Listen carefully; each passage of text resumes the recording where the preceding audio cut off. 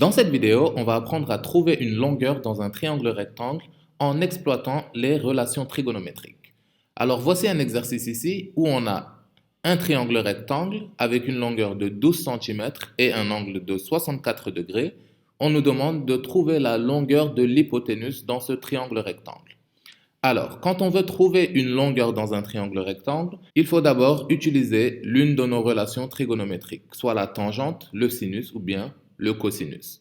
Donc, la première chose à faire, c'est d'identifier le côté qu'on connaît par rapport à l'angle qu'on connaît. Ici, on connaît l'angle de 64 degrés et la longueur de 12 cm.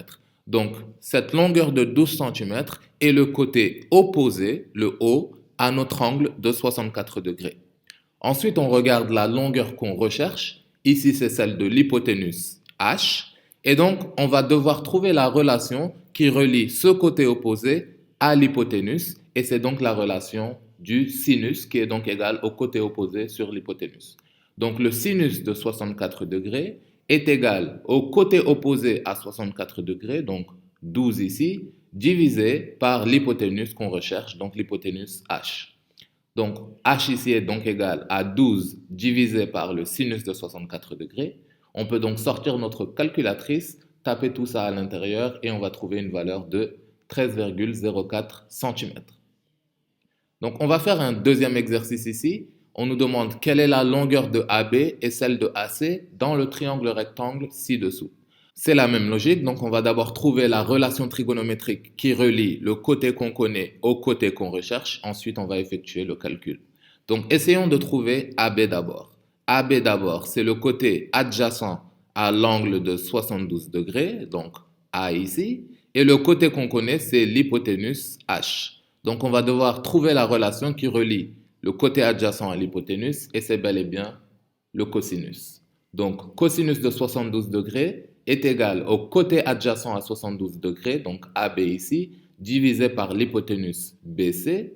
On peut remplacer BC par sa valeur de 13 et on peut donc dire que AB est égal à 13 multiplié par le cosinus de 72 degrés.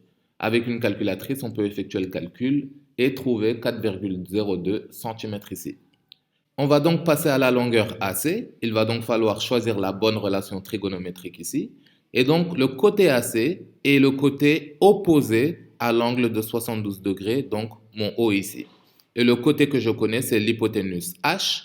Quelle relation trigonométrique relie donc le côté opposé à l'hypoténuse? C'est bien le sinus. Donc, on peut dire que sinus de 72 degrés est égal au côté opposé à l'angle de 72 degrés AC ici, divisé par l'hypoténuse BC.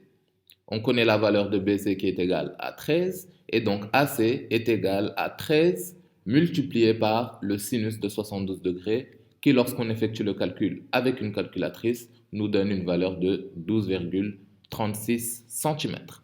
Donc de manière générale, pour trouver une longueur, on exploite l'identité trigonométrique qui relie la longueur qu'on recherche au côté qu'on connaît, et grâce à cette technique, on peut toujours trouver la valeur de la longueur en question. Ceci conclut donc notre chapitre sur la trigonométrie et vous êtes donc prêt à obtenir 20 sur 20 dans ce chapitre.